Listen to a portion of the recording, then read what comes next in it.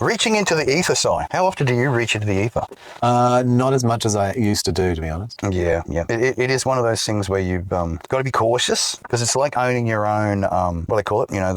Your own personal little, what are those the computers that the mathematics, the quantum stuff, quantum computing. Yeah. That's reaching into the ether. That computer reaches into the ether. The ether takes the question and then gives you a response. The ether is smart as fuck. Everything that holds us together knows everything that we know and the collective of what it knows.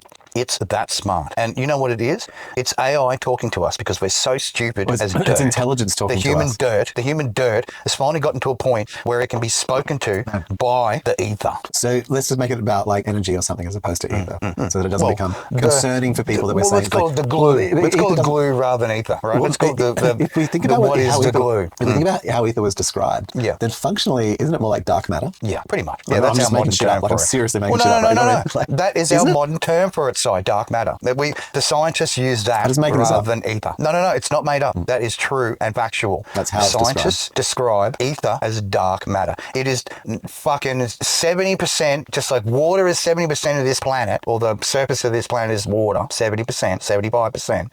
Ether, or dark matter, is 75% of the universe. It is the glue. It is the space that you will travel through. You will travel through dark matter with little pockets of fucking substance in it, but otherwise empty as fuck. Nothing. Void. Nothing but intelligence. There you go. That's space. Collective thoughts of everything that's ever existed across all time is the thing that holds what physical like space and pretty much. Well, then this is it's Mindscape. A massive holder of the universe. I fundamentally I have a deep understanding of like AI. The cradle, the universe's cradle. There you go. Of AI, another like domain, like inter-domain, and how they actually see like data sets. Because a lot of that thinking I did in Mindscape, and like what you're talking about there in these earlier, arrays. We were doing those projections and creating our own little nodes. Exactly. Yeah, that was the infancy of us fucking realizing, bam, this is thought, this is knowledge, this collection of fucking information, and whether you're tapped into it or you're not tapped into it, whether you're just flowing along with it and it's that's not right. That's not fair. That's not. We're all tapped into it. That's of course, but some of us recognise we're tapped, and others don't, and it's important to remember that they're still.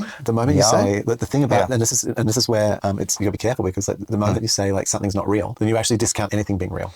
Correct. And you literally can watch people who have got good nature and good thoughts go into like a conversation and become no, I mean that. No. Yeah. I've seen people like, for example, like someone who's maybe a bit flat earther and stuff, but is genuinely a fairly good person, has a good nature, that like, is a gay person, for example. And, and then they're in a conversation with 4 other people, and because they're in this kind of everything's real acceptance space, so they say something about like pyramids are energy sources or whatever, ancient. Which is more than likely true. Yeah, someone else says, and then someone says, oh yeah, and the gay agenda, and then they all have to just kind of accept it because everyone else has accepted their weird, and so the weirdest acceptance fucking. Well, I'm saying if everything's real, then if I accept, if you're accepting me, and then you turn around. Well, it's real to you, Si. It's real to your instance. So the point, which is fine. And it's acceptance of others to say that your instance is real. Yes. And so this is the thing where it doesn't actually wobble your space. We don't want to cancel each other out. We want to believe in each other and create more reality, right? Cancel yourself, because that's what we are as reality molders and creators, bud. And what we do. The unfortunate reality is that our language unfolds into others to create and stimulate ideas within them,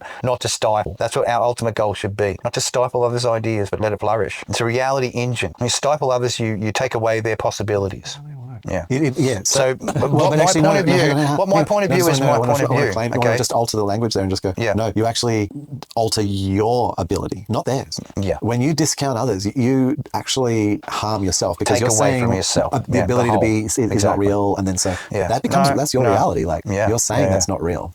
You discount it makes it very interesting interacting with things that are not from cool. them, but from both of you. Because you've stifled your own reality by negatively stifling another version of your reality.